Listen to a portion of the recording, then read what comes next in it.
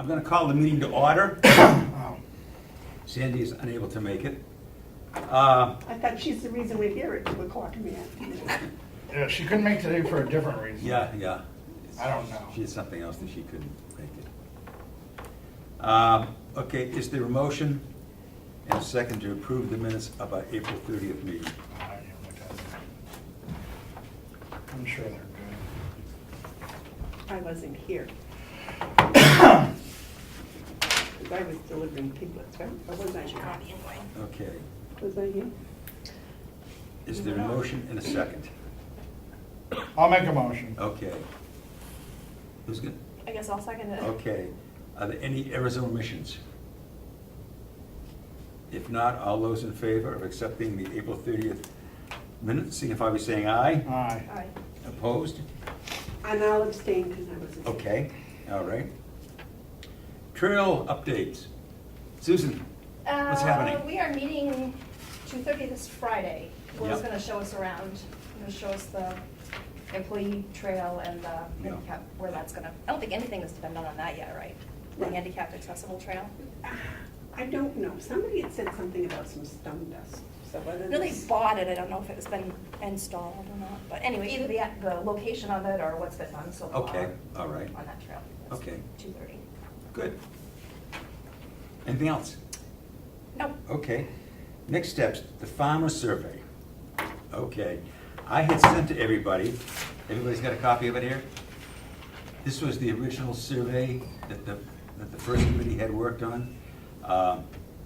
And as I think I had mentioned, a little bit of history here, it was strongly recommended by both Andy Kendall and Peter Benson that if we're going to be putting out an RFP, that this is something that whoever was going to be doing the work would probably want to do. So even though we had put together a rough draft, we basically took it off the table. But since that is no longer the case, and since I never throw away anything, I found this original survey, and as I say, it was just a rough draft. It had never been approved by the committee, but I thought that this would be a place at least to start on the survey.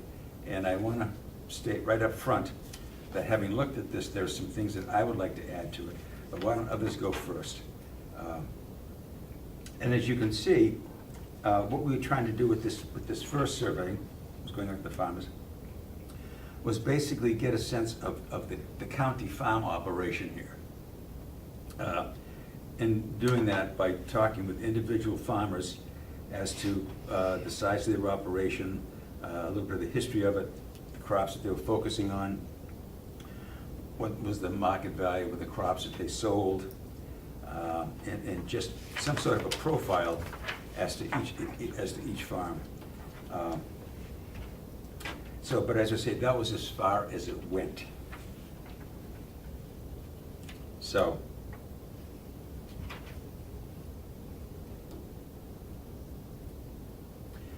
and what I would like to do, as I said, I've got about 6 or 7 other questions here that basically don't talk about the individual farm operations, their size, their products, their revenue, and so forth, but try to tie their thinking into what we as a committee are trying to do. And that is, and unfortunately my printer being broken, I had to print it out. But one question I'd like to put on it is, would you like to grow your farm operation? I think that's important. In what areas would you like to expand? And the third question is, what are the obstacles to doing that? Next question is, do you think county government can help? If so, how? Would you be interested in partnering with the county to utilize their lands and buildings? And what would you, can't even read my own printing here, what would you need from the county? And the last question is, would you be willing to explore partnering with other farmers, and if so, how? As we talked about co-ops and so Right. forth. So that, my questions, I hope would kind of cover it.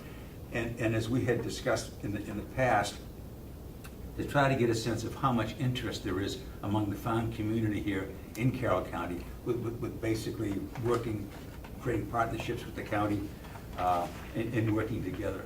And I think while we took no vote, I think there was consensus here that if the farmers basically were satisfied with their operation as it was, and didn't see themselves working or partnering with the county or with other farmers, then I think that we would just kind of stop what we're doing right here and now as far as what are we going to do with the county lands. So those were 6 or 7 questions that Dale. I just want to clarify. Yep. What is the reason why why are we doing this survey? The reason why I say that is we were going to do this as part of a, what is the word escaping me right now? Feasibility study. But we are not doing the feasibility study now. And why, I'm saying this because I don't think it's been put out why we're not doing the feasibility study publicly. Why are we not doing the feasibility study? Because we did not get the grant to do it. Okay. Why are we looking for other grants? Yeah, go ahead, sorry. I'm sorry, what? From just one source. Did you apply to other sources? No, have not applied to, well, what I had done, over the last 5, well, first of all, the Kendall Foundation, which had agreed to match whatever the New Hampshire Charter Foundation gave us, since we didn't get the grant from the Charter Foundation, they're no longer interested as well. Do we know why we didn't get the grant? Yes. What is the reason why we didn't get the grant? The reason we did not get the grant was it had nothing whatsoever to do with the grant application itself. So that was okay? That was okay. In my conversation with Peter Benson, that never came into the conversation. He never once picked apart the grant itself and said that it was unacceptable to him. What the problem was, they felt that there was no shared vision here at the county level, and thus they did not see it succeeding. Shared vision with, What the goals and so forth were, and implementing, working together to make it happen. shared vision with a committee? No. Or who? Between county government. Okay. But we have no goals. Right. That's the problem. We have no goals because we have no feasibility study. If we had a feasibility study, then we would have goals. Wasn't our, I thought our goal was to use, oh, sorry, go That's ahead. right. Go ahead. I thought our goal was to figure out the best use of the 894 acres of Exactly, land. exactly. Isn't that our goal? Yes, Okay. but I don't think that's what Peter Benson thought the goal was. I think what, as I think I mentioned in the email, Peter was very comfortable in saying to give him a call to get further clarification.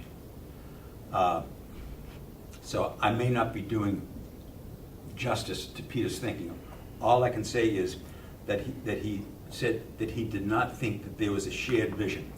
And to answer your question, Amanda, I think, and I'm interpreting this, and so it may not be completely correct, but if the feasibility result showed that the county should be doing this, Peter, the committee at the New Hampshire Charter Foundation, did not feel that it would be implemented. Doing what? Whatever goals, whatever the feasibility study said, this is the path you should be going in, the committee felt that it didn't matter what that was, that the county government would not support it, because there was not a shared vision for its success. Where are they getting this idea? I mean, when we were talking, or, well, when we became aware of both grants last fall, it didn't Yeah. sound like it was necessarily a given, but it sounded like it was pretty much guaranteed that we were gonna see a New Hampshire Charitable Foundation grant. Well, obviously, they did not feel that it was a given. I mean, believe me, I'm very disappointed. I thought we'd be getting that grant, and when that fell into place, the Kendall Foundation grant would fall into place as well, but that just did not happen. Well, there's only been very little, I mean, Mark and I have both been here at most of the meetings we've been here. And I don't think, except for maybe on one issue, there was any disagreement between us and the committee. Yeah. As I say, Well, I'm hearing it differently. I'm hearing it's not the committee, it's the, if I'm wrong, correct me, is it delegation commissioners? Were the the The example, grant committee, I okay, think. the example that I was given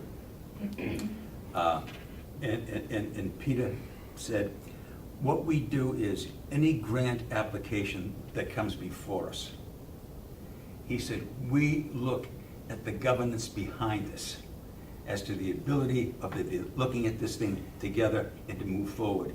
And I asked him, I said, can you be a little more specific as to what you're talking about? And he said, yes. He says, and we run into this all the time. He said, which is why we zero in on it. He says, we have grant applications from even non-governmental bodies of government at all. He says, in which it is clear, he says that the president and the officers of the organization are not in sync with the board of directors. He says, there is not a shared vision. He says, and as a result of that, we don't fund them.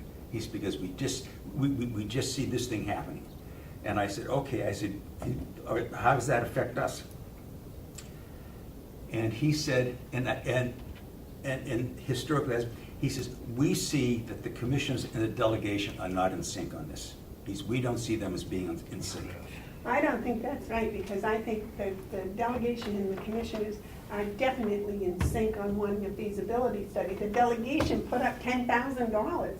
Yes, but I mean, what It's more? not the feasibility study he's talking about, it's the But that's all result we of asked the for the feasibility money. study. That's all we asked for from them for money, was for the feasibility study. Yeah, but what, and I see what he's saying now, with if the feasibility comes back and says you should do this, they're concerned that they spent $10,000 on a feasibility study. One entity is gonna say, yeah, that's a good idea, and the other entity is gonna say, no, it isn't. Well, I have the strangest feeling that the delegation's putting up $10,000 and the feasibility study says, okay, everybody should stand on their heads. They're probably gonna say, yeah, I think that's probably a good idea. You know, that was the whole reason for having a feasibility study, was to come up with an unbiased opinion as to what would work. And I think that's what everybody was looking forward to, was an unbiased opinion. I have my biased opinions as to what I think ought to work, but I'm willing to go along with a feasibility study. I think the members of the delegation have some of their own biases, but they're willing to go along with whatever the feasibility study came up with. So the reason why we're doing the survey now is to do our own feasibility study? Or a And this- variation of? no, what we had decided, what the committee had decided is that the top priority on the feasibility study, the first thing we'd be asking for was a farmer survey, a countywide farmer Right. survey. And I think that, Why though? USDA does a statewide farmers survey. I'm sure you could probably get Carroll County's information. I just went through an hour-long thing on the phone with them doing the survey. I mean, they wanted to know everything from, I don't know, they do it every 5 years. but I think the data that they were looking for might be different than the data that we as a committee would be looking for. Well, they asked me all these same questions. Good. Yeah, I wouldn't answer a lot of them. Can't get you are. Well, I'm not going to tell somebody how much my income is. Yeah, Especially when they're from the US government, I'm not telling them what my income is.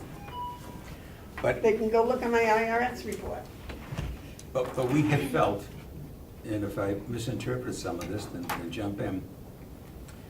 But we had felt that the first question that we wanted on the survey was basically to determine if there was interest in the farm community in Carroll County, basically to get involved in either through a lease or a co-op, or utilizing some of the resources and assets of the county lands.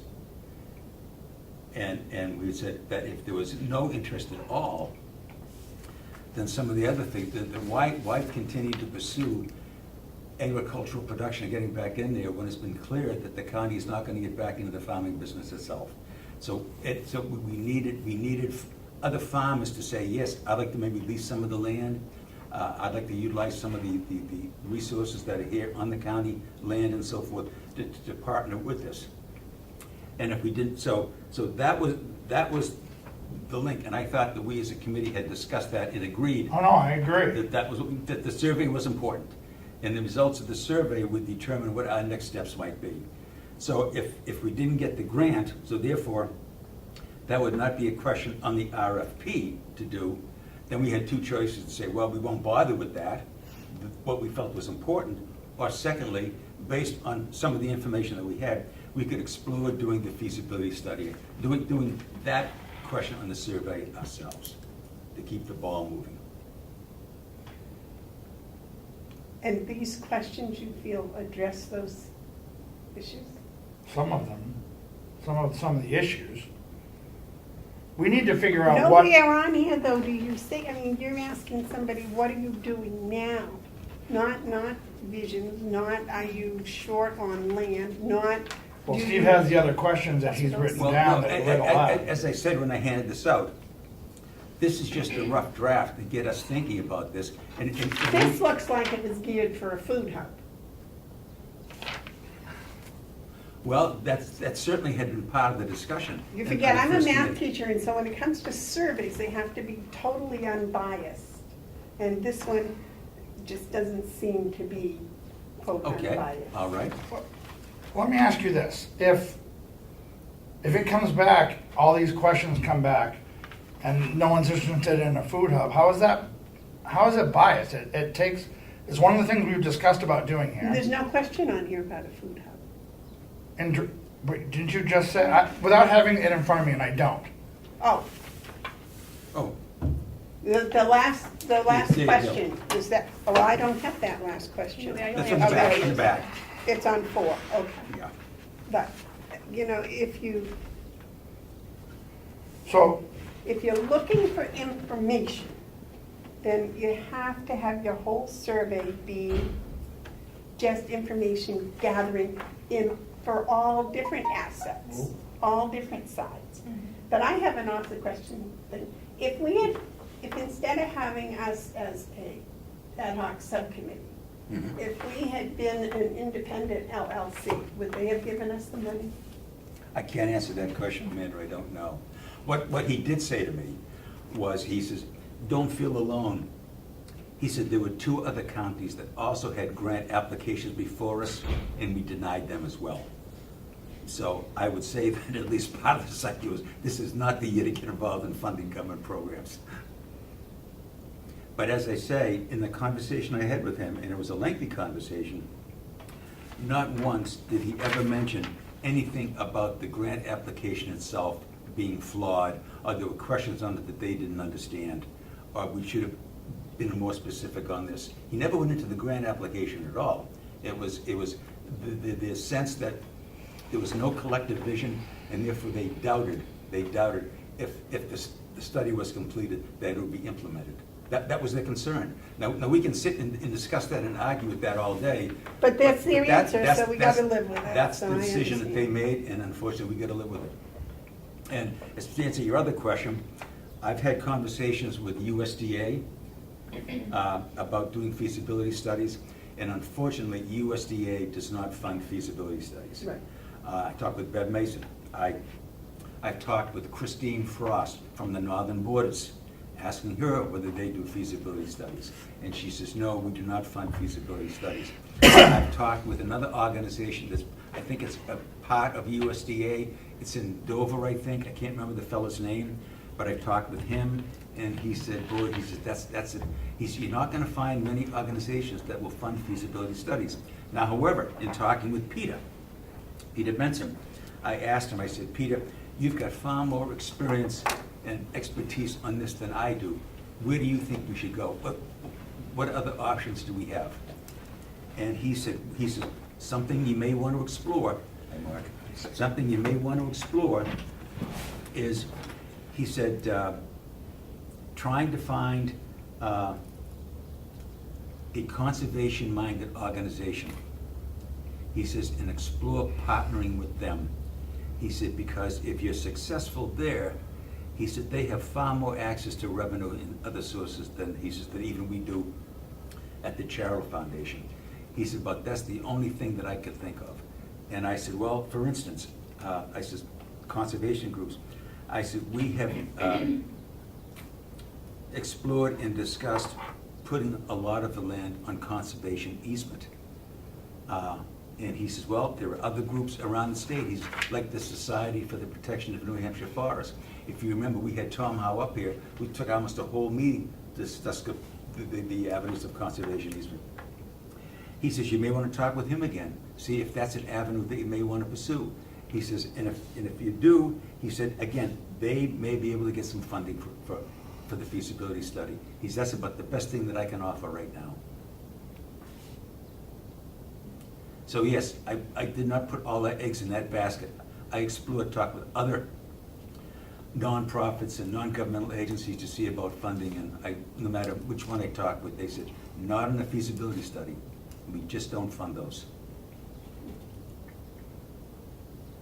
Where did Cheshire and Grafton get their money from? I don't know. I don't know where they got their grant money from. So the other grants out. Well, I don't know, Susan. That's they may have funded some of that themselves. I don't know. I don't know.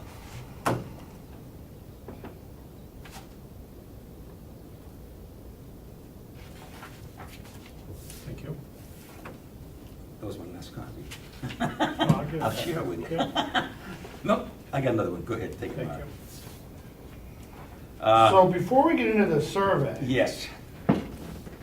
I think our next step needs to be to figure out what direction we want to go. And if it is to do our own fact-finding process, we need to figure out what assets we have here at the farm to offer. Because from what I'm hearing, they're changing. Because I've heard that we no longer have a commercial kitchen available as part of this. An MOU has been signed. It has not, it's been, I think a copy was sent to the delegation, and the delegation just selectively haven't been approached yet. There's a meeting at the end of May, is that right? 21st of May, yeah. And we will probably discuss it with them on the 21st. Because the commercial kitchen was a huge point for us here in this committee as far as production ag and the learning center.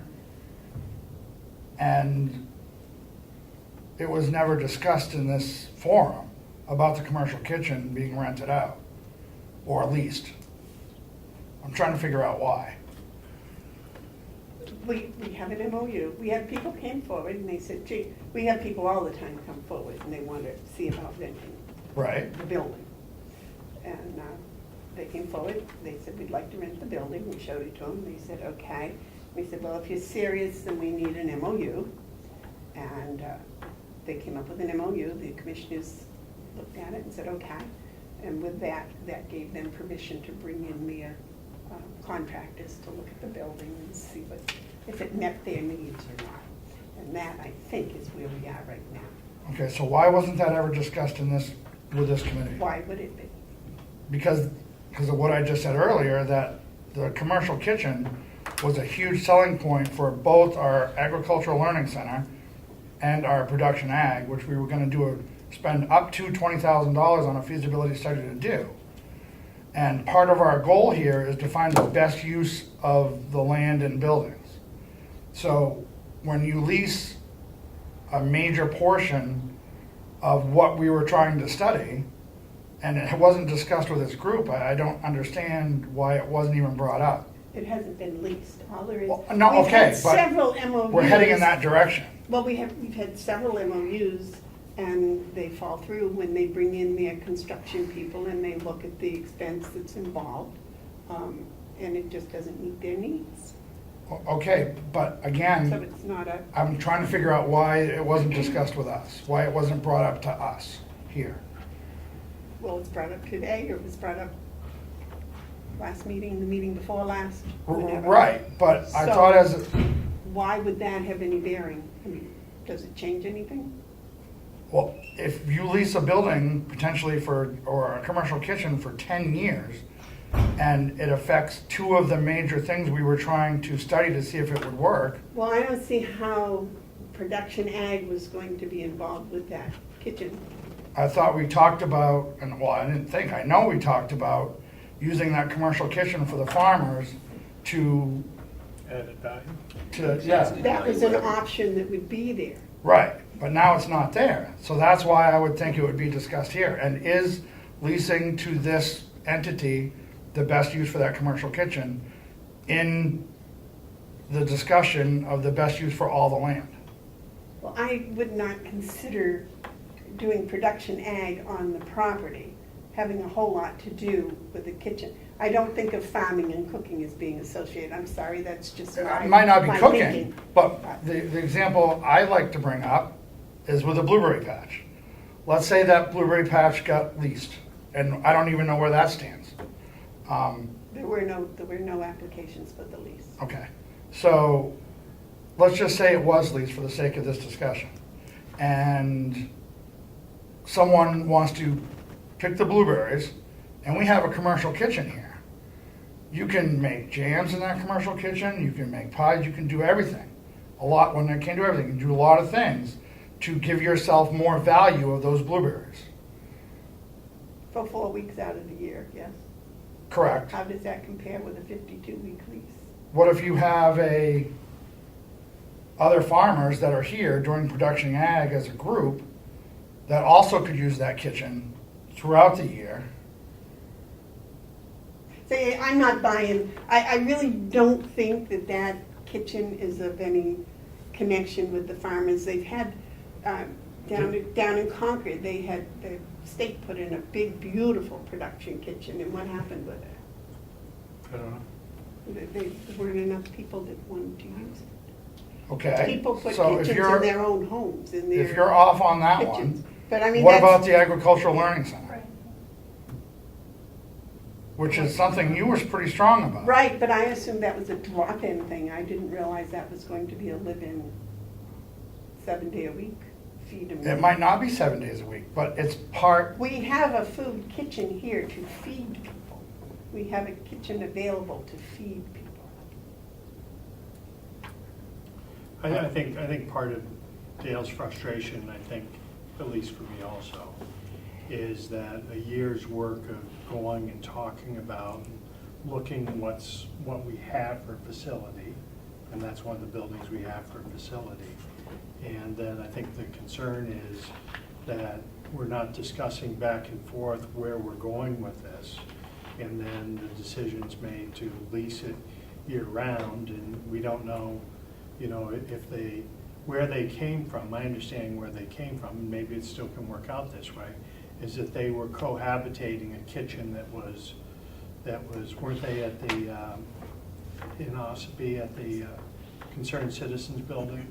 So perhaps, I don't know what their needs are, I haven't really looked at your memorandum of understanding, but perhaps there's an opportunity to still co-share, part of that with them. And we have been talking about the agriculture educational component, and I think we've been thinking that the classroom, probably would be coming out of that building unless I'm wrong. Well, they're only renting they're only interested, they haven't even rented it. They're only interested in the area that was the dining hall. and the kitchen itself. Not the kitchen itself? Right. Well, the kitchen they want to use for, their snacks and lunch. But I don't believe it's a 24-hour day. They want Head Start housed there, in- and they'll feed Head Start, okay. Amanda, in the It's a memorandum. very few number of students. In the memorandum of understanding, I want to pick up on a comment that Mark made. Is there any possibility that they'd be willing to share the kitchen? I'm sure. The lease has not been formed. The Uh-huh. lease has not been written at all. All there is a memorandum of understanding. They are looking at it, just like you're looking at it. You haven't even signed a memorandum of understanding. Well, I'm looking at it because I was asked to. Well, but that's what I'm saying. It's still an idea. It's an idea. What happens usually, or in the past, is they have gone in, they've looked at the building, they've looked at what needed to be done, and it was more than they wanted to do. We did have a culinary school that did Yeah, feel that they could do the work, and they did some work, and due to some illnesses, it was not able right. to Yeah, continue. aware of that one. But I don't even think that ever got to the lease stage. It may have, did that get a lease? No. So, see, so I would not get terribly concerned because we have a memorandum of understanding. I'm not concerned about the I thought you memorandum. knew at the beginning that all of this is being managed somewhat, or attempted to be managed, and that's going to continue going on. Well, my concern isn't so much about the memorandum.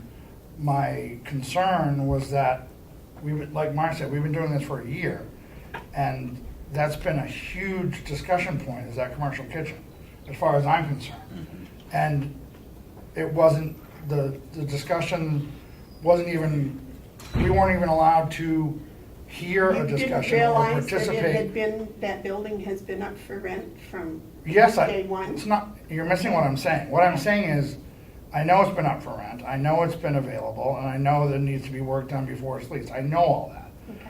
But we are here to try to figure out what the best use for that land is and buildings. And it wasn't even brought up to us that, hey, this person's interested. What do you guys think as a committee? Do you think this is a good idea? Do you think this is something we should do? What's your opinion? Which is what I Why thought. would it? This committee was formed to come up with the RFP for a feasibility study. That's what this committee was formed for. I thought our mission statement was to find the best use for the 894 acres of land. You say uses, yes.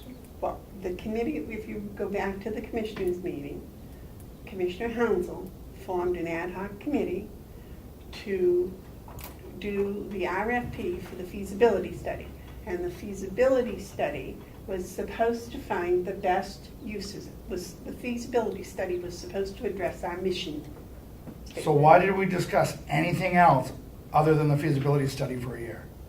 Because we had to find out what we wanted the feasibility study to study, which is the best use of the lands and buildings of the county.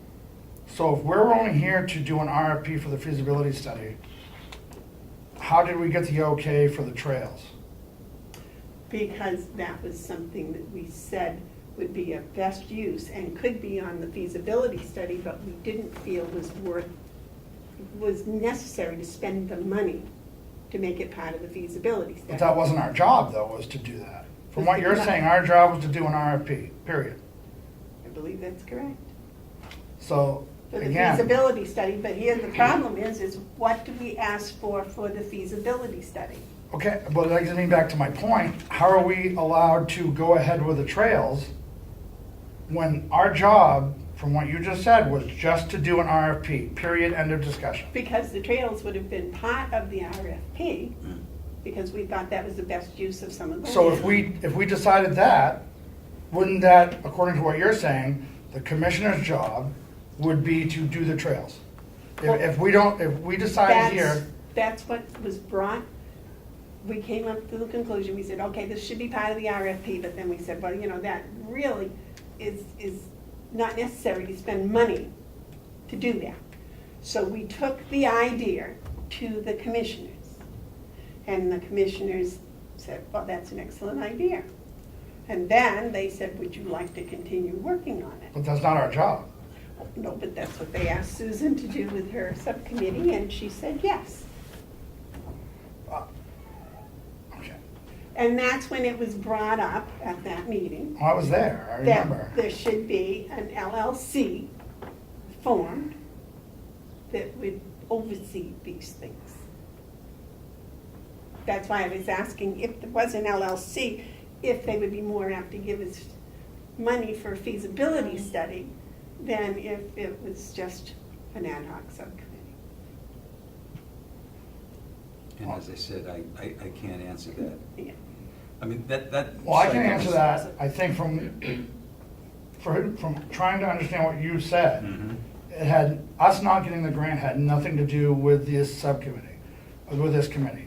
Us not getting the grant had to do with the fact that what's the name of the organization again? The New Hampshire Charitable New Fund. Hampshire Charitable Trust Foundation said that no matter what the feasibility study came back with a direction for us to go, they didn't think the delegation and the commissioners would have a shared vision to implement the results of the feasibility study. That was my understanding. Right. Yes. Okay.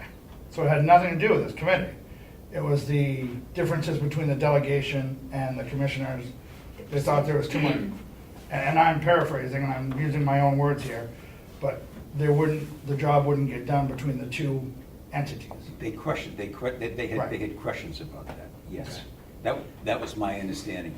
And as I said in the email, Peter was very clear. He said, you know, this is my phone number. Have anybody give me a call, and I'd be more than happy to flesh that out a little more. But that was the way it was left with me.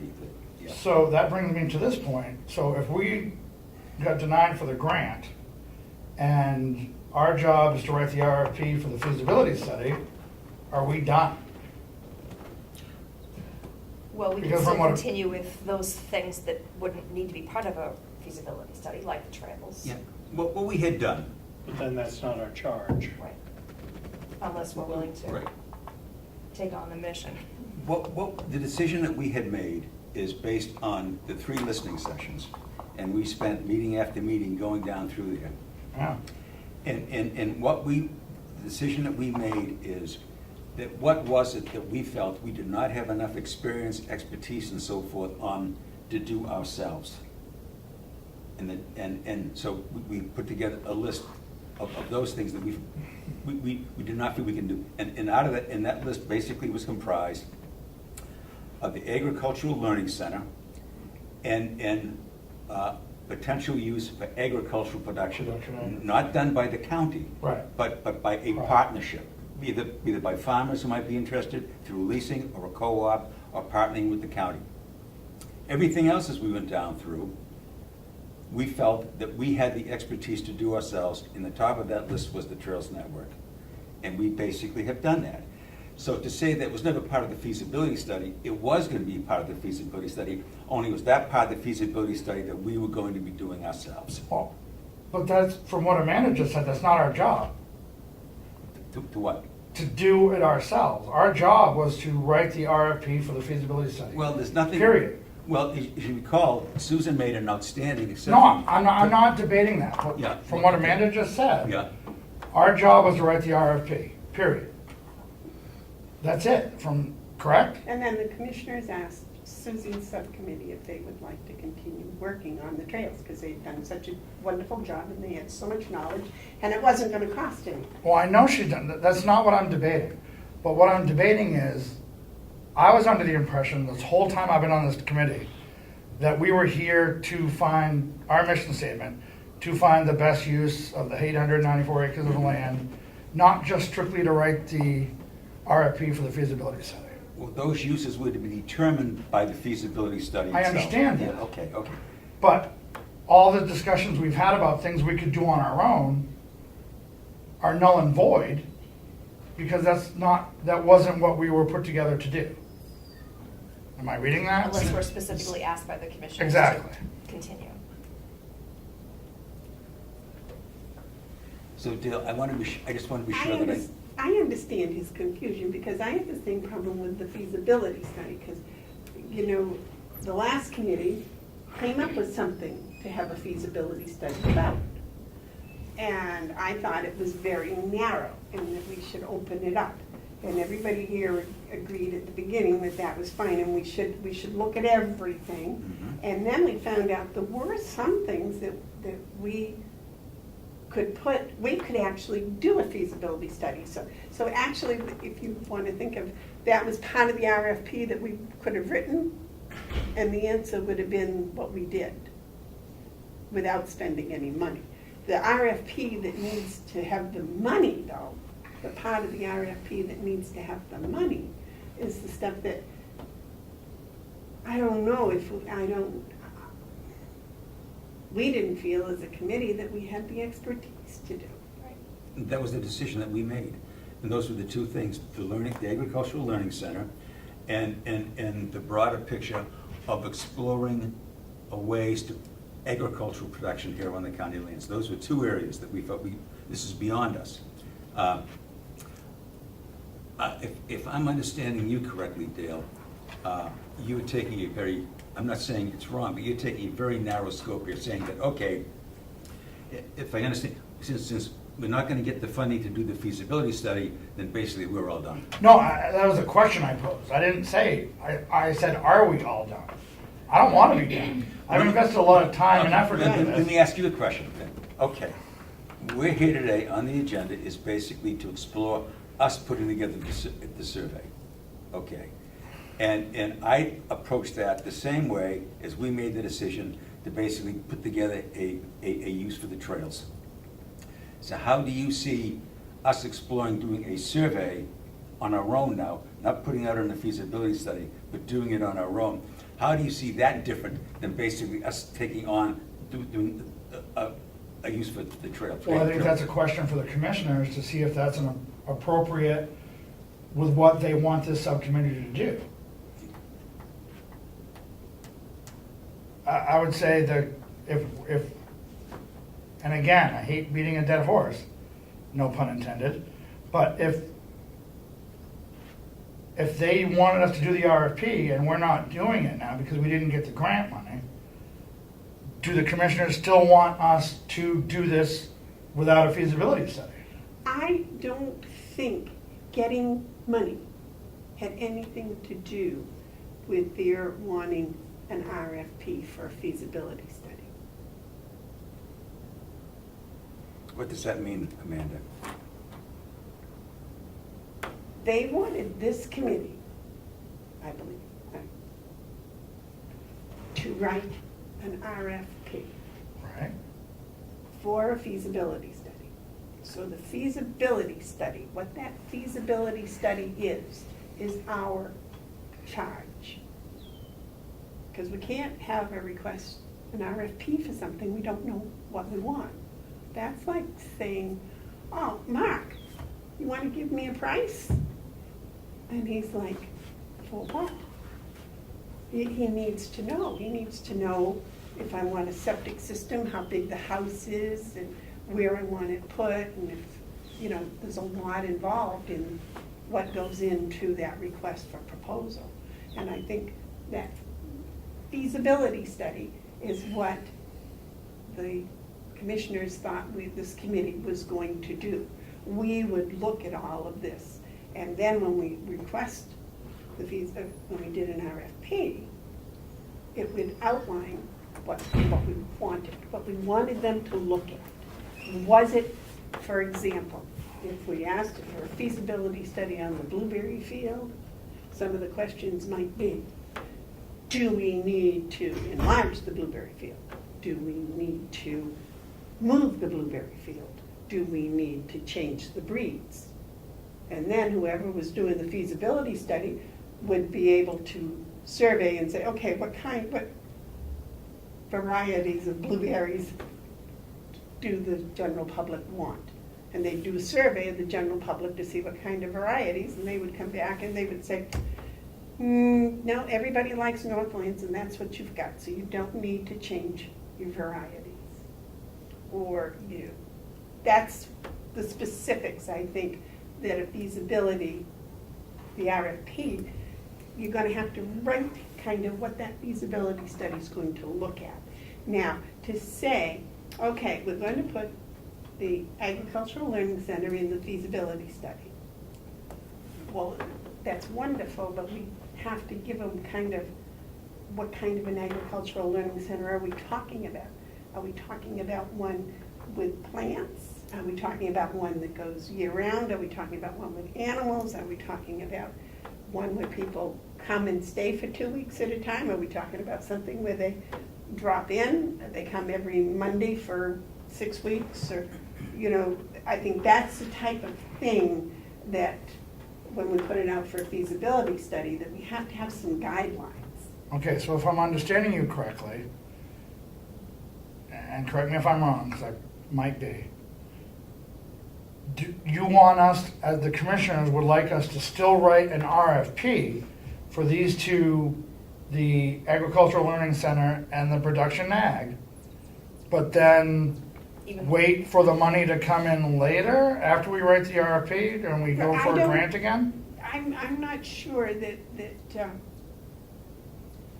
the two have to be that connected. If we ended up with an RFP for a feasibility study, already some of the feasibility study that we talked about, we've said we don't need money to do that. Part of the RFP would have said utilizing the trails. But that's not our job, But- Amanda. But no, part of the RFP for the feasibility study, part of the feasibility study would have been what we did, what she presented. That would have been part of the feasibility study. The conclusion was, we didn't need to ask for an RFP for the trails. With volunteers and hardworking people running it, like Susan overseeing it, that's something that can be done. We don't need a study. We've kind of did that. People came in and volunteered their information. So we did that extra. We did that as part of the RFP. It would have been in the proposal. It would have been in the proposal, because everybody thought that was a good idea when we talked to the 3 listening sessions. People thought utilizing for different things. Now, have we covered all of that? Mm-mm. Is there more we can cover? I believe so. The idea is... Whose job is it to cover it? Well, I think to list it is probably ours. Then to decide whether it needs to go in the RFP or not is also probably ours. Then if we decide, for example, a 4-H or a Boy Scout entity, camping area, whatever, if we find out that that would be a good thing, I'm not sure we need to do an RFP on that. I don't think we need to pay somebody to survey and see if it's a good idea. Maybe we do, that's just my bias. So if we find out a Boy Scouts want to have a camping area here, we do our research, we talk to Boy Scout groups in Carroll County, everyone's like, great idea. So we hand the commissioners a piece of paper and they then We do take the over. presentation, and then the commissioners might say, wow, that's very nice, maybe Daniel Webster. Well, do we do a presentation or do we just give I would say yes, because we need to say why we came up with this great idea, but we don't think it should be on the RFP. But shouldn't we be, correct me if I'm wrong, we went out to get funding to do our feasibility study. Yes, we did. So for all intents and purposes, we did an RFP. We went out asking to do that. We had our share, we had money in the bank waiting from the delegation, and for that, and we were told no. Yep. Okay, so that part's gone. So now I think it's a logical question, what are we doing going forward? And going forward, I don't know where you take the process. Coming up with great ideas and giving them to the commissioners, I don't think is our job to do. You told us our charge to be here is to form an RFP. So if we're going to form another RFP, I'm at a little bit of a loss. Number 2, and I apologize for being late, when I hear an inference that part of the problem we didn't rank higher in our process was because of a concern that the commissioners and the delegation may not be on the same page. I take great offense to a statement even inferred in that direction, because the delegation put monies aside to do that. It shows that we have an intent to do that. And I've sat here, as all of you have sat here, and we are all very busy. And then to discount our efforts, when I'm a member of the delegation, Amanda's a member of the commissioners, farmers. So if they're telling us we're not going to, because of a past history, which is indeed a past history, not the way it currently is, then are we sub-scored from this point going forward with any of those people? I think And that's a then, good and question. then to say to me, my last thing, Yeah. to say to me that our only, that if we were to turn our land over to somebody else to be our steward, that we would score higher, I again find that highly offensive. So I'm in the same camp as Dale here. I don't know where we're going. I don't know that putting together surveys and doing anything else makes a matter at this point. If the thing we are to be doing here is to put an RFP together. And so I open that to you. It's frustration here. Hold the thought. Good luck. I share that frustration, believe me.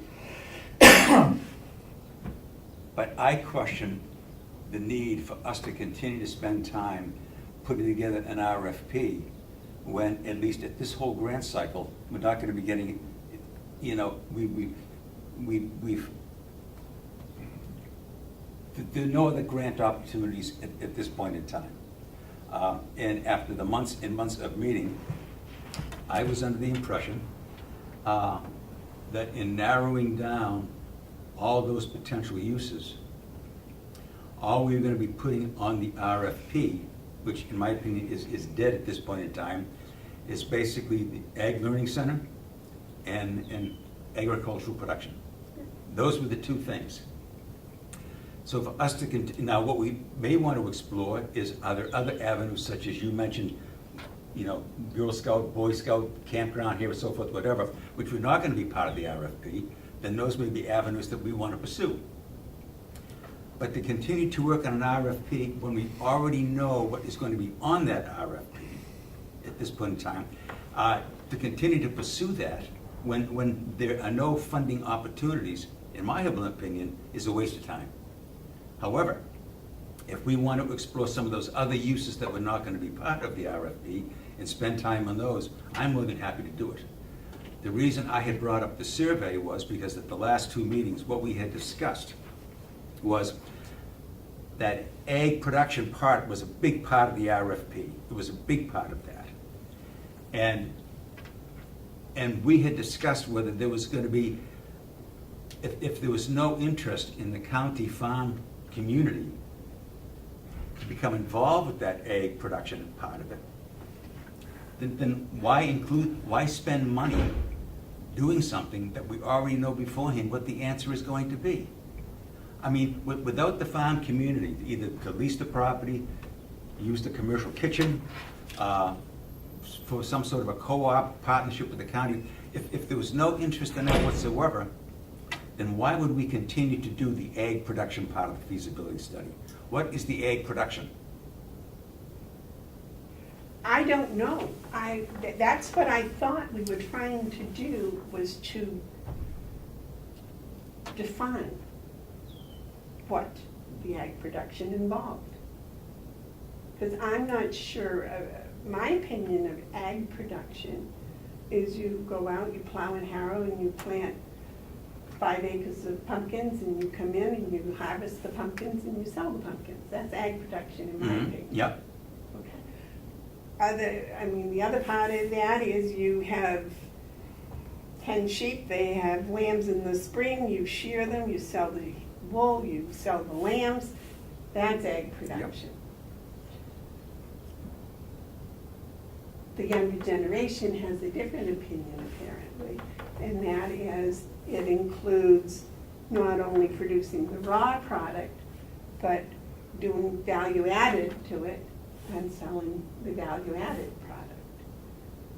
So I think those are things that when somebody said, well, what's the feasibility going to study? I could not tell them, I could give them a general umbrella, but I could not tell them specifically, you know, whether it was going to involve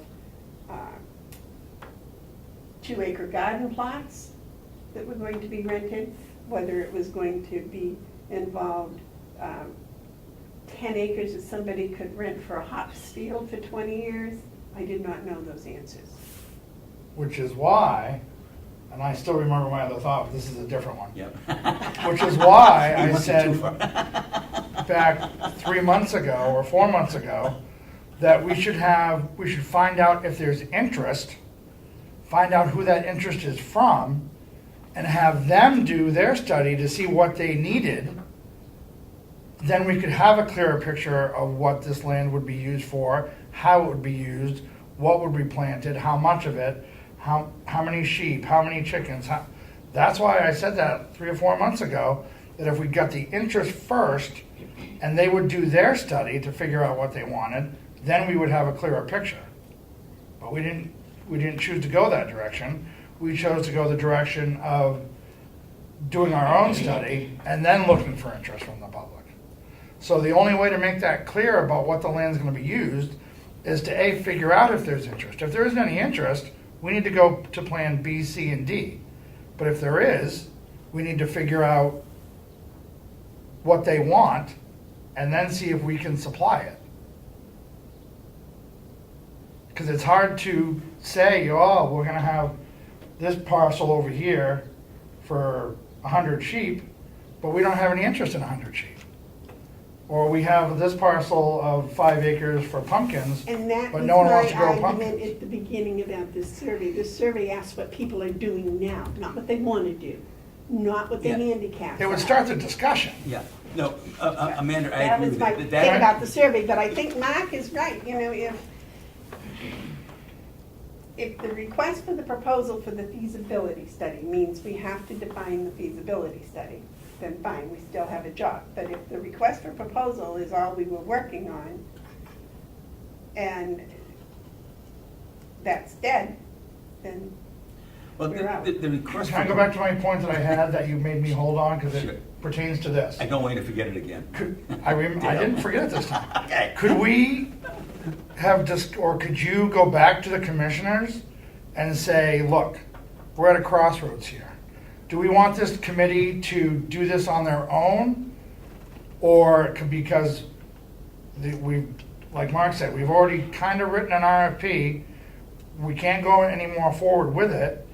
Do they want this committee to find the best uses of the land and keep coming up with ideas and doing research? Or do they not want us to do that? We need to find out what the commissioners want before we can go Well, forward. and that has to be something that the delegation is willing to buy into also. If there's no money, why would, Well, isn't, because what's going to happen eventually is there's going to be a little money needed here and there, not a lot. It's like the $10,000 for the feasibility study. They have that. oh, I have That- thoughts for that anyway. Well, no, that can't be spent without matching funds. That was the way it was Oh, I requested. understand. But if, for example, the horse trails are such that the people riding the horses say, wow, you know, it would really be nice if you had a place here where we could come in the night before and stable our horses and then go out in the morning And go ride for the day. and come home and stable the horses so we could be here for 2 nights. Well, that's going to require somebody going to the commissioners and to the delegation and saying, look, we need some money to rectify this building. Do we, or do we find a private Well, citizen that's willing to do it? That's, And here's your business, well, that's what I'm saying. which is kind of where we were headed, I thought. I thought so, and eventually, yes. But that's where the delegation comes in, because, first of all, if there is some money needed for seed money or whatever, and secondly, that's a change of use of one of the buildings, and I believe the delegation has to okay change of use of buildings, construction of buildings, is that right? Property. Property. So, just for argument's sake, we put up our 20s, we want to build a 20-stall horse barn. A private citizen comes in and says, I would like to run a horse stable on the county farm. I will put up this, we sign X amount of years on the lease, you come to some agreement, we have the trails, our people, and we'll maintain the trails, no money coming out of the county. You guys, the delegation would okay that, Or would it strictly stay with the commissioners because there's no money needed? You would have to okay the building being put up. And we would have to lease in the land, I would imagine they would want a long-term Right. lease Right. in the land. Right. Right. And that would be the delegation that would be in control of that. But Now, see, you- that's kind of why I thought we were here. That's, in a nutshell, with one example, something that could happen to use the land for a really good situation, bring value to the land, bring people to the land, and potentially down the road, income to the county. That's kind of where my head is wrapped around with this. And that's just one of the Well, and options. that's what the feasibility, that's what the piece we handed with the RFP would have, those things would have been in it, I would have thought. That would have been part I of agree. what they would have but- studied. But that's one of the things we decided we could do on our own. That's right. So. That was not gonna be part of the Right, but I'm feasibility study. talking about things. No, of I that agree, I know nature. what you're saying. Right. So if will the commissioners allow us to keep working towards that? If that was one of the options that we thought would be good use of the land? Is that something the commissioners would be like, hey, you guys keep going with that, and if you find someone, the delegation agrees, and you guys agree, everyone's happy, and it's like the Wild West out here with horses and cowboy hats? Is that something that the commissioners would allow us to keep doing as this ad hoc subcommittee, Okay. or not? First of all, January 1st, I will be the only commissioner guaranteed to be here. The other two are both up for election. Mark and his delegation, there is no guarantee any one of them will be here January 1st. They are all up for election. So what happens is, what the delegation, what the commissioners say today may or may not be followed on January 1st. That's 7 months away. Same way with, well, no, but I want you to understand. No, I this, 'cause do. This is one of the big problems, I think, when we start doing long-term plans is, oh, well, that was a wonderful plan, but nobody's here, the type of thing to carry it out. And I would like to get this all done and finished and working in 2 years. But can we? Do we have the Well- permission of the commissioners to work Now, that direction? I think what you need to do is, I've told you before, you put together facts and figures and a plan. And the commissioners or the delegation, both, will listen. And if the facts and figures and plan are solid, I think they go along with it. You know, they're, I believe there are 17 intelligent people that care about the future of the county property. That's it, just 17? It's 18. It's 18. Delegation and. Yeah, 15 and 3 is 18. Well, I know I do. I'm talking about the other 17. I know there's 3 other people in this room that aren't a member either that care pretty highly. You know, and that's why I believe. Now, if you want me to go back and say to the commissioners, we're not going to do a request for proposal, because we don't see that there's money to pay for it, and therefore we aren't going to continue with the request for proposal, then I will. But I think we should continue with the request for proposal, because once we get the feasibility study finished, who knows where the money might come from? But how are we gonna get the feasibility study finished? Well, no, The the RFP for the feasibility study. We have to have some facts and things for them to look at. As it is now, if I said, okay, I think the feasibility study ought to see whether we should raise pigs on the whole property. Now, I know there's at least one person in here that's not gonna think that's a good idea for a feasibility study. I think that's short-sighted. I don't think Steve feels that. I have a question. Okay. Mark, go ahead. All right, so let's go back to what Dale said to start with. We we've had interest from the equines that trails would be a good idea. And so if someone were to come forward with a business proposal that this is what they want to do, they would be putting all those numbers together, and they would say, I need 4 acres here, and I must need so much for pasture, and I'm gonna need so much for fence, and I'm gonna need room for a barn, it's gotta have air, it's gotta have light, it's gotta have water. They would put all that together. So then all we would need as a delegation is that we're this is X number of acres that they need to do that. And the risk is on the person that came forward to do that. Exactly. And they Easy peasy, and I don't see why any delegation sitting here now or in February is going to feel any different about that. And that's the way we did with the MOU for the kitchen. Somebody came forward, they have a plan, they gave us an MOU, they're now checking out the feasibility on their own of their plan. When they get all the facts and figures, and they know they are responsible for all of that and all the money, then if it meets their requirements, they will come forward with a lease. Which is exactly what I thought should happen to everything else that we do on this property. Is that it should have gone that path. They do the work, they put up the money, they say, here's what we're offering, yay or nay. That's what I've said But from you day must one. admit, there was no interest in horse trails until we came up with a plan for the trails. No, I agree.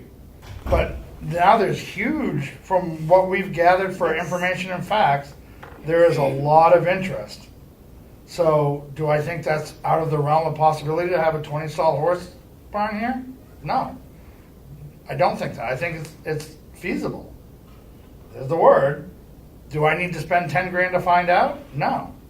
Because we have interest from multiple areas around the county and outside the county. So but it brings me back to my next question, is that our job to do? Or should we just stick with the RFP? Or should we give the commissioners a piece of paper that says, there's a lot of interest out here in horse trails and maybe a paddock or two and a horse barn. Here you go. Enjoy. That's where my head's at right now. Because here's the communication between public, committee, commissioners. But yet, it's got to come back the other way too. Because we're here doing a job that you asked us to do, and that communication didn't really come back to us about the commercial kitchen until late in the game, after papers have already been signed for the MOU and people have come in to look. We didn't hear anything about this until last week. So it frustrated the heck out of me, because that was one of our big, whether you agree or not, that was one of our big selling points for the production ag and the agricultural learning center. And it seems like that was just pulled out from underneath us and potentially no longer an option. That's where my frustration was at. And I understand completely. So Mark. perhaps we should go back to one of our tasks we talked about a few weeks ago. Because we got plenty of time. If we're going to continue, we got plenty of time. Number one, what is the inventory of what we actually have? What do we have for buildings? Dilapidated, working, not working. Put that together and then say to the commissioners, what are your plans for these going forward? What's your master plan? Are they being taken down? Are they being kept together? Do you have any thoughts on what you're going to use those for? So we can eliminate things that are on property that if they've got plans for them, we start that communication back and forth and know what we're starting with. I think that's the place to start. And that is where the lack of communication we show.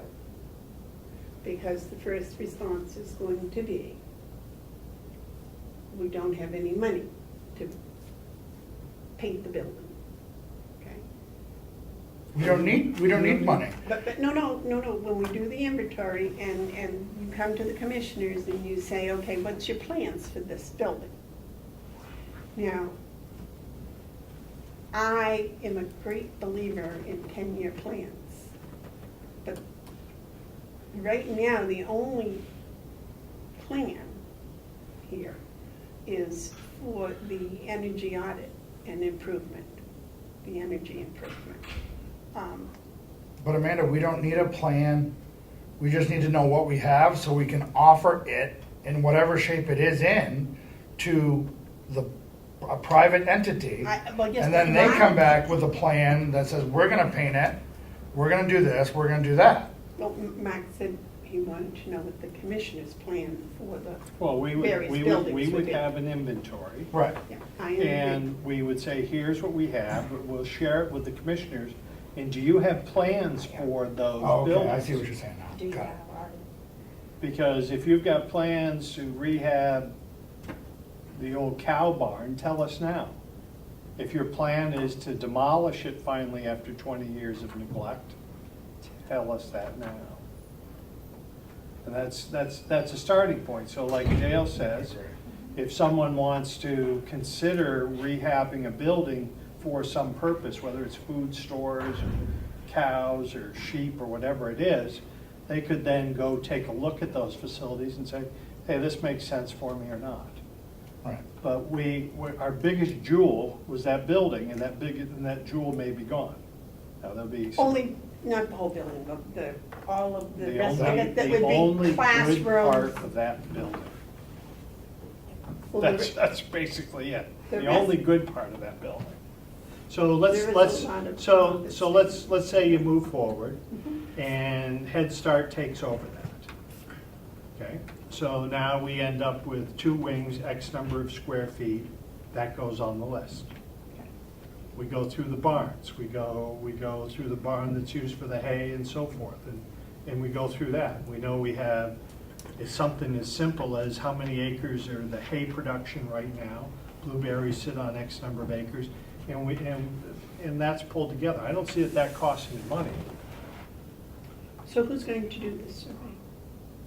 Well, I'd say, first of all, we're gonna ask the commissioners what you have in your records for all of those things. A little walk and a Google map can pull a lot of things together. For us? For us as a committee? Let me get back and check. It's somewhere in the recess of my mind here. The first committee did an inventory. Let me see if I can find that, if it's true. And if it is, if in fact they did do an inventory, I'll forward it to everybody. There's no sense us doing work again that's already been done. We have, it's part of that package that we've got when we first started the committee. That thick 18, 28-page packet. Is it an eight, you think, Susan? Yeah. Okay.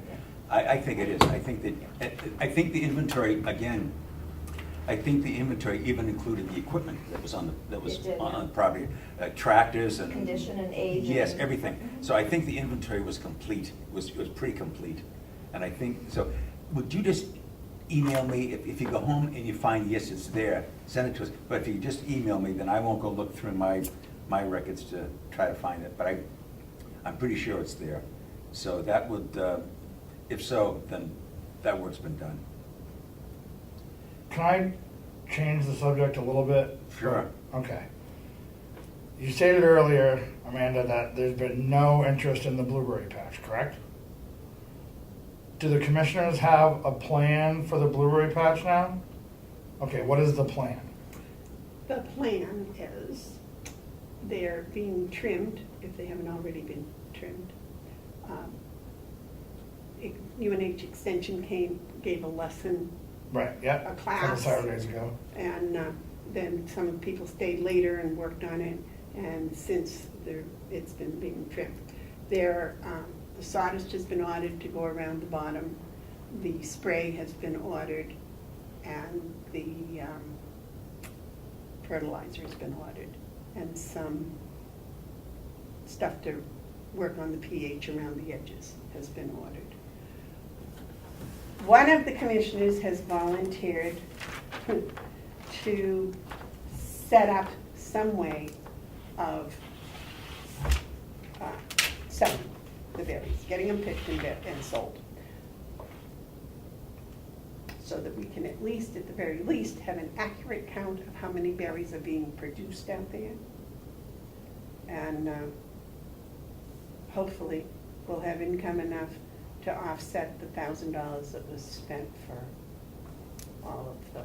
So it was $1,000 that was spent for. I believe it, roughly, that was Roughly. what was asked for, and, For the sawdust fertilizer right. and Now, not yes, including man but- hours and trimming. Right, but what you must realize, money that comes in goes into the general fund. Yeah, yeah. Money oh, that yeah. comes out of The budget. the DPW. I So, know, okay, yeah. so as long as you understand that, I know how that I works, trust can't me. collect money for the berries I and know. pay for something else. I think they would probably lock me in the No, House of Corrections, and you guys would have to come over there for your meeting. Question, So- with the revenue goes into the general fund, what tracking of it is there that in fact, this is the revenue that was generated from the blueberries? There's a record kept for revenue. Okay. And But- when we do the yes. budget, you can see the Okay, revenue all right. from the from blueberries. the Okay, all blueberries. right, all right. So, So there is a paper trail there. Right, and that I think would help with people wanting to rent it if we're, Lisa, if next year,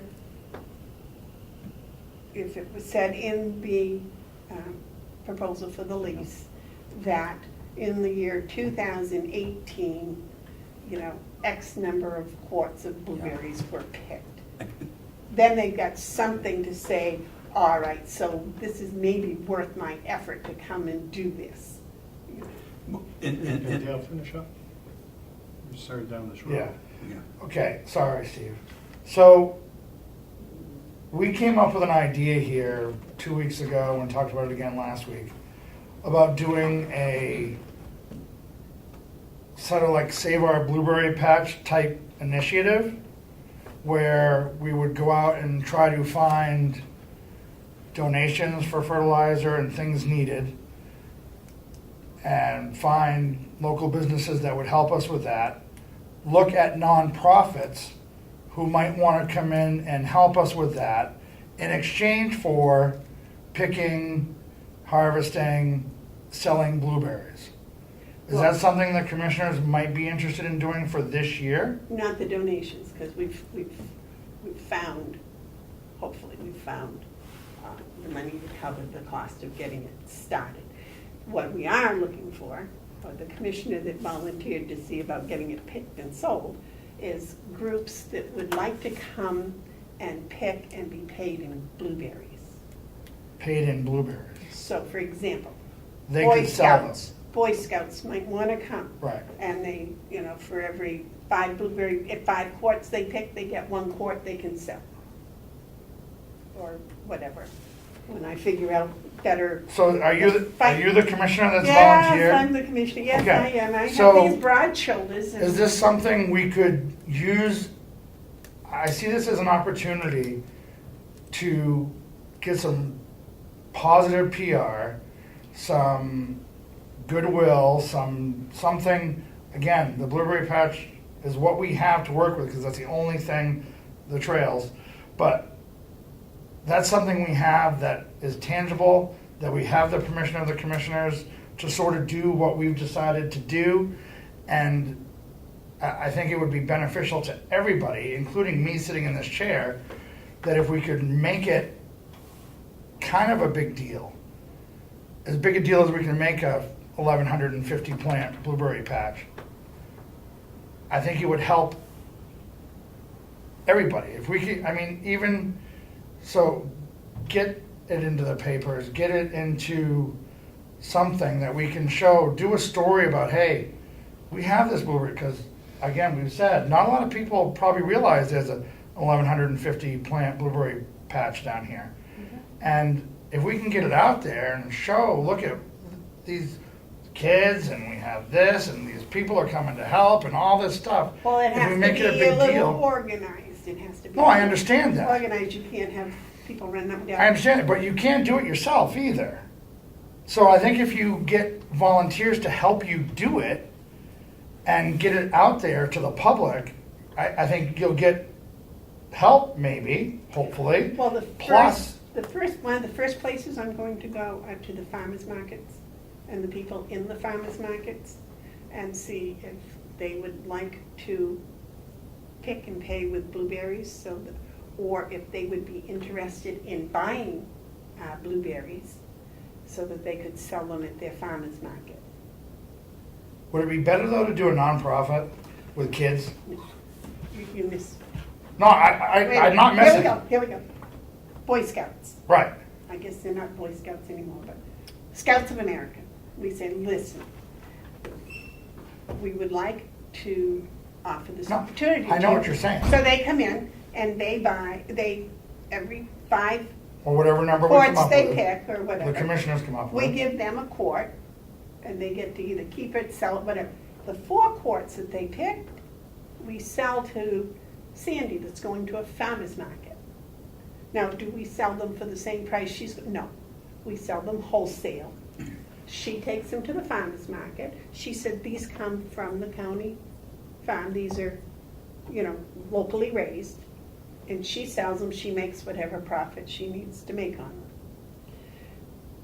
them. The whole benefit, not only does the county get some money, but we get an accurate count as to the production of those berries. Well, I understand what you're saying. So that's what I'm saying. Now, But my difference in opinion is that I think we'd be better served if, let's just say, you can sell, if you have just for round numbers, $1,000 we spent on the blueberry patch for this year for things to do, to make it better, start to bring it back to snuff. Let's say the county does that until they reach their $1,000.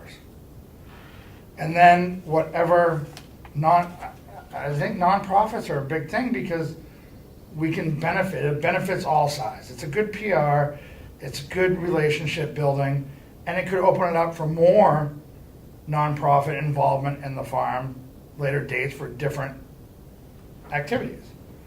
So I'm totally with the county coming back to working, selling the blueberries wholesale to get their $1,000 back, or whatever the number is, rough number, and then, because, what was it, $400 last year we made? 600. Roughly, whatever it was. So, instead of getting $600, I think it'd be more important to get people more involved in the activities here at the farm, the county land. So I know we don't call it the farm anymore, the county land. So if we can go on that, or if you can, where we go? You have two entirely different visions. I understand what you'd like to do and what I'd like to do, save the blueberries. Right, We went out, we raised money, we bring in kids, they work from the beginning of the process to the end of the process. Whatever they harvest is theirs. We didn't have any skin in the game, and they kept our crop going. What the commissioners are doing is they're stepping in and putting $1,000 into Right. it, and labor, right. and then they're hoping then to pull out $1,000 out of that to show that their efforts were correct. We're in two entirely different things. I was trying to keep both sides of the bread buttered right Well, there. And I know, there's no again. well, you see, the thing is, whatever your plan was, I knew nothing about it. and if I hadn't watched the commissioners meeting on TV, I wouldn't have known about what your plan was. Because there wasn't. Well, I don't even know what, Well, from you there today was is a what I learned plan, about your there plan. was a plan B when they put it out to lease. Because the head of DPW says, what happens if it doesn't get leased?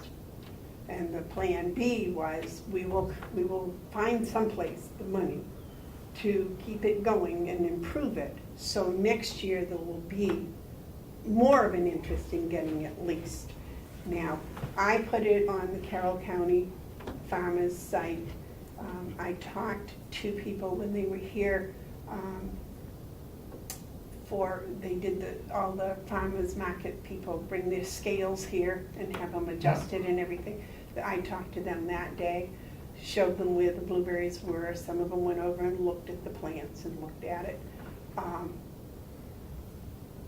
I talked to individual people that I thought might be interested in it.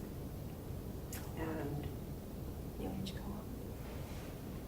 UH Co-op. yes, the UNH cooperative, when they came and trimmed the bushes, Right. they told them all about it. So Did it get into the papers at all? it was in the Carroll County. I don't know if it got in, I think it was in Damon's story about the blueberries. He did a story about the blueberries. Now, there was a problem, I thought, and so did Commissioner Babson. But by the time I went to the website, the county website, to see if it was on there. But when you went to click to see about the blueberries, you had to fill out this form before you got the information about the rental. And there was a delay in the advertising of the property as well, correct? That, I believe there was. It was supposed to have gone in A one week Friday and prior? it went in the next week. Yeah. But I thought that having to fill it, because I am one of these people, if I want to know about something and they want my name and address and telephone, it's like, no, forget it, I'm not doing it. Well, why was that on there? Who made Well, the decision to it- put that on there? Well, apparently, our new website is designed so that if anyone has a question, they can fill this little thing out, and then they automatically get sent any information. So both Commissioner Babson and I asked to please, for them to contact the new website people and to take that off, so that if people had a question or whatever, or if So there was an could- advertisement, if there's a car, for example, if the sheriff's car goes on there, you still have to fill this paper out. It's like, maybe they just want to know what year it is Right. and what size it is, you know? And I just get so frustrated having to answer questions and fill No, out I'm with you. papers, you know? So they're going to take that off and make it so that if you More are user-friendly. interested, then you can fill out the form. Okay, so once I've filled out and said who I am and my email address and what my question is, and then somebody's gonna get back to you, and most of the time when I fill out an online thing like that, I never, ever, ever get a response back. Well, Because I always then look for a personal email, because when it's personal email, because now it's going through another party to come back to. So they got through that process, then what did they discover? It told them everything about the blueberries. It told them who to contact, when they could come and see the blueberries for a personal inspection. I forget what the rest of it was, but then it made sense. But that should have been when they clicked on the blueberries, that's what should have come up originally. And then if they wanted more information or whatever, and they didn't want to call those numbers, then there should have been a, click where you go to the second fill out the form type thing. I think the second disconnect is, and you weren't here for a meeting in between. Yeah, I know, I'm sorry, I apologize for that. So we had this idea, and I agree that the press would have gotten behind us. And if we had any kids group at all work from beginning to end, it just furthered all the work we've done. But again, it went to that link, and the commissioners made Plan B the options. We don't know about Plan B. And we're still grinding, trying to think, because here's what I thought was going to happen. You're going to come back and you're going to say, nobody has offered to take the blueberries on. And then we would say, here's our plan. We came up with a plan B as well. We came up with our Plan B, but our Problem Plan is- B is gone. It would have been too late because the stuff, actually, last week putting the stuff on was really too late. But it's, No, but our plan B was done 2 weeks ago. I wasn't here. I know. So And I did not now, watch the film, I apologize. you know, I'm not a farmer, but I'm Yes, you under, are. I'm You're a under tree. a tree. Tree farmer. Right. Mine He's a grow tree without a hugger. lot of assistance. So I gotta believe more has to be done than mow once, throw down hay and fertilize between that point and the time you have blueberry production. Is there something needed? Somebody needs to come out there? It How many man needs- hours is it gonna it take to needs- prune 1,150 bushes? It needs to be sprayed, but you have to be a licensed person to do that. Does it have to be sprayed? Yes. Are these pesticides or herbicides we're using? And have we looked into a natural remedy instead of using We are pesticides or using- herbicides? Now, for the herbicides, I believe we are using sawdust. So Will was talking about the grass coming up through the sawdust after a certain point, it only Is held that it what it back, was? It yeah. needs He was talking about herbicides. herbicide. So, my knowledge of blueberry production is just the picking and the selling. That's been Well- my general part in it for years. Well, my general opinion of herbicides is that they're unhealthy. Well, I agree. So That's why this. are the commissioners going to truly track the amount of time that's involved in doing this? Because the delegation was not looking for man hours to be put forward to do these projects. So I would like to know that we have a realistic standard set up so that we put out sawdust, we did this, we did that. That's got to be a day, 2 days' work just to do those things. Well, UNH Cooperative, as I said, did a lot of the trimming. A lot, or they're going to do it all? Well, I've got to go down and find out that answer. The herbicide has to be laid down by Will DeWitt. He's the one that, the spray, he's the one that has the license for it. I don't think that's a very long, But you should know what that is. but I will find out and I will keep track of all of that. The other thing is, I believe, the last I heard, and I'm still trying to follow up on it, is that the lady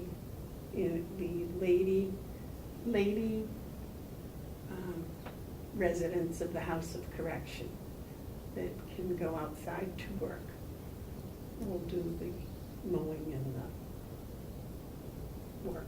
There is an interest that maybe they might be able to do some of the picking also. And if so, they would have to be overseen by somebody. I don't know if I qualify for that or not. But if we got nonprofits in here to do the harvesting, would that be a better option That's- than having the female Dale, that residents? is my first approach, is to go to them and see, to set it up. But we're talking here, probably up 9 to weeks. a 4-week span. Right, but we're 9 weeks away from harvest, right? Isn't it July 4th, somewhere in there? Well, if, the research I've done on the varieties that we have, some of them may be ready at the end of June. Okay. So, and So we're there 8 again, weeks. I'm not sure, they're all, I'm not used to high bush blueberries, I'm used to low bush blueberries that you rake. Right. And high Right. bush blueberries you pick by hand. Yep. So I'm not used to that. Now, there are also some people that have yearly come and done pick your own. And so I'm going to open, I'd like to, maybe on the weekends, continue the pick your own. I don't know. That's all in the formula. I have to contact the different nonprofits. There are also nonprofits that the county and the taxpayers support that I would like to see if they would like to come in and do some picking. And that includes people from young people to old people, so. Well, yeah, I don't, young or old, nonprofit, it doesn't matter to me. As My long as ideal- we're helping people. My ideal would be if we could have, 5 different ones come in on 5 different days each week. So is this something that we can, with minus what's already been ordered and spent and done? Could we sort of work together with the commissioners with our Save the Blueberry Patch idea and what you've already done? Is this something you would like us to get behind to sort of advertise and market and put out there? I don't know of any more that needs to be done. All this. Answer is no. Well, no, the mowing, the There's only mowing so much I needs to can be sit done. through. The answer is no. But I don't want children out there when there's pesticides or herbicides or whatever is being spread. Exactly. So that afterwards, when it's time to pick, yes. So do we know when he's spraying? I think it was done last week. And do we know the length of time they need to be left alone before they can be touched? I don't know, I do not know. It's usually 10 to 14 days, I think, for most. So if we do 2 weeks of marketing and advertising and articles in the paper with whoever we can get, whoever will listen to us and get it out there, and then we can start with the physical activity. And I understand, I'm trying to see if we can help do this together as a group with the commissioners and the committee and the delegation to a point. And I don't know how it's being received as anything but a positive. Because you're saying, well, there's really nothing else we can do. Well, there's a lot we can do. You can pick. You can pick. And maybe the mowing. But what about all the other stuff? What about, because if I remember correctly, listening to the commissioners meeting, the cooperative Extension. trimmed every fourth or fifth bush. The thing is what was said. So that's a small percentage of the total that we have. So if we can get people that are in the blueberry business to come and help a Scouts of America group to learn how to prune a tree. And if we can get that out there and say, look, Damon, because this is the reporter we use most of the time, we want to do a story on this, and we want to get this group involved and this group involved. But that's going to take some planning, and if we have 2 week span to where nothing can be done because of the pesticides, now would be the time to do it.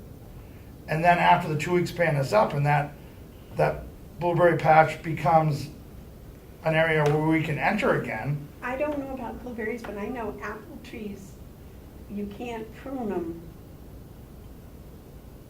after they start to leave at all. Okay, so we're done pruning then for the year. I don't know, but I. Yes, that- blueberries are pruned while they're still dormant. Right, it's supposed to be They're not done in dormant the anymore. late They're not winter, early dormant spring. anymore. No, I understand that, so we're basically done then. So what's been done has been done as far as pruning. Yes. So the remainder of the witch's broom is gonna stay for this year.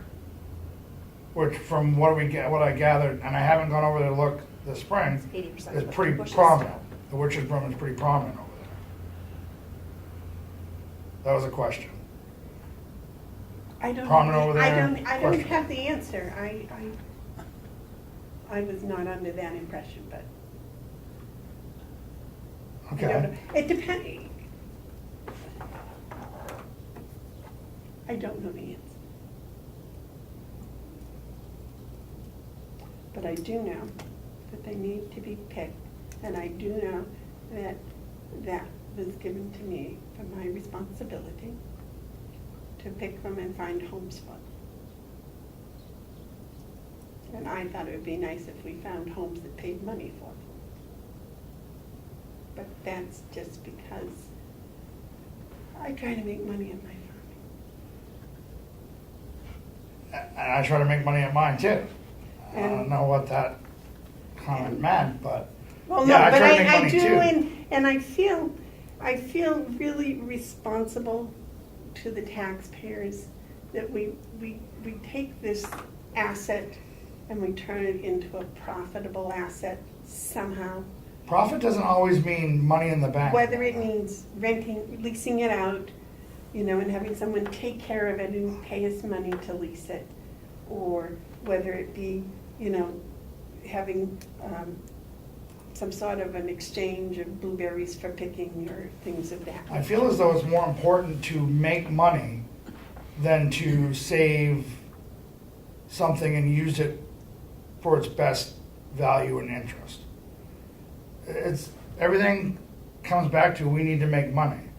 But there's other ways to benefit the taxpayers than putting money back in the general fund, whether it's $600 or $800 for blueberries. I think a better, more profitable benefit would be people coming here, working together, older people teaching younger people how to do something, working as a group to better an operation. That to me, especially at this level, you and I on a farm, our own farm, totally different. But if you have people that are coming together and working on this property, that, and you have 20% that didn't even know there was a blueberry patch here that now do, I think that benefit is way more than the $600 you put back in the general fund. And that's just my opinion.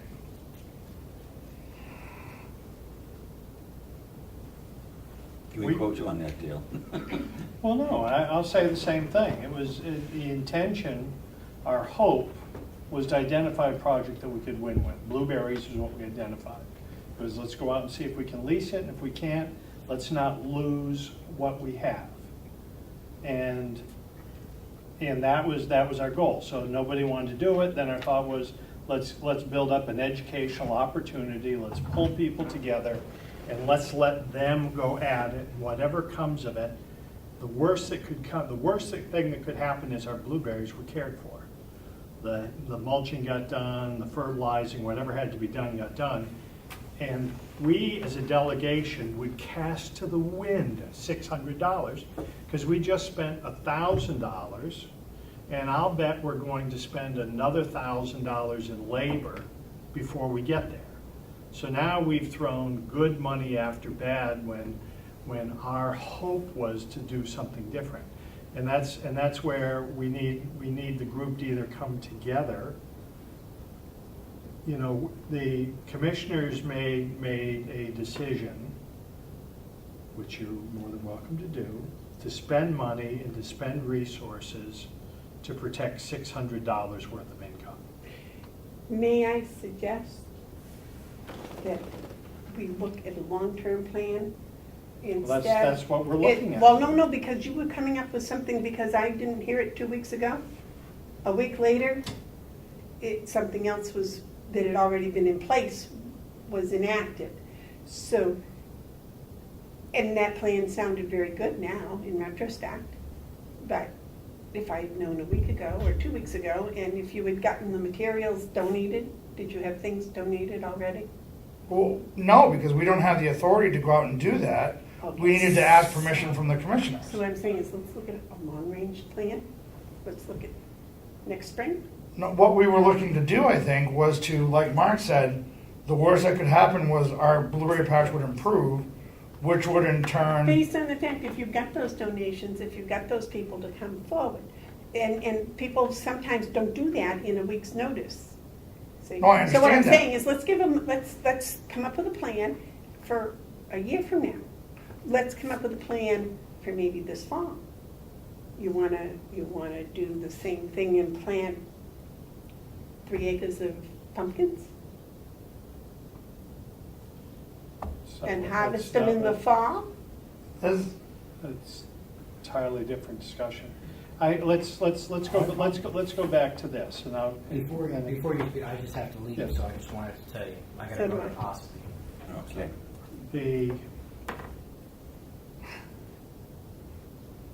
What time do you have to Where leave? Ed goes to a lot of trouble to film our Yeah. meetings. I love nothing better than to turn on the weekly commissioners meeting while I'm working and listen to how you folks work so hard for our money. These videos are also out there, and I'm surprised that no one of the 3 commissioners is looking at meetings that we've conducted within these ideas also. So there's a little disappointment in that connection also. I'm surprised to hear that the farm manager wasn't listening to hear that was going on. So we're operating in a vacuum. And I'll go back to the beginning of our discussion here. I don't know where we're going. I don't either.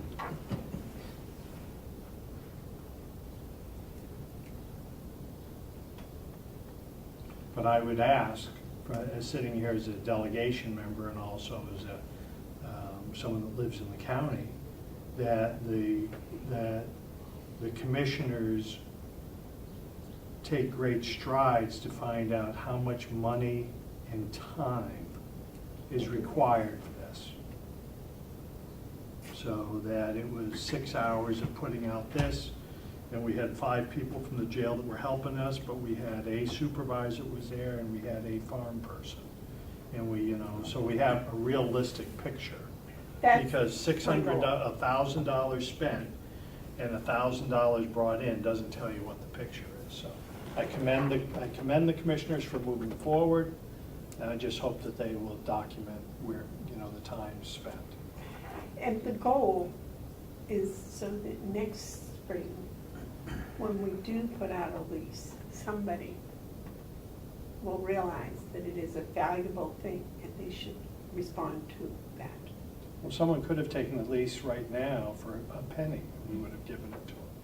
So I don't know what the requirement And that was was. explained at least to the people in person that I talked to, that they were looking for someone that would guarantee that they would take care of the blueberries. That was what we were looking for. So, Steve, I'm sorry to have taken your time. No problem. I think we've beat that to death. What I would like to discuss in the last few minutes we got left, because it's got to be leaving, is, as you know, You can keep doing it, you can keep going, I just Yeah. gotta close the We camera. can keep going. Sean Jasper is Commissioner of Agriculture, is going to be here next Monday. And what I'd like to discuss with the group is how broad do we want that bit of knowledge to get out there? And I'll tell you what, because I did call Damon Steer, and he emailed me back. Basically, he's sending this out as a broad invitation to invite anybody to come down to this meeting. Public's always welcome. Yes, and that's what I said to him. I said, the public is always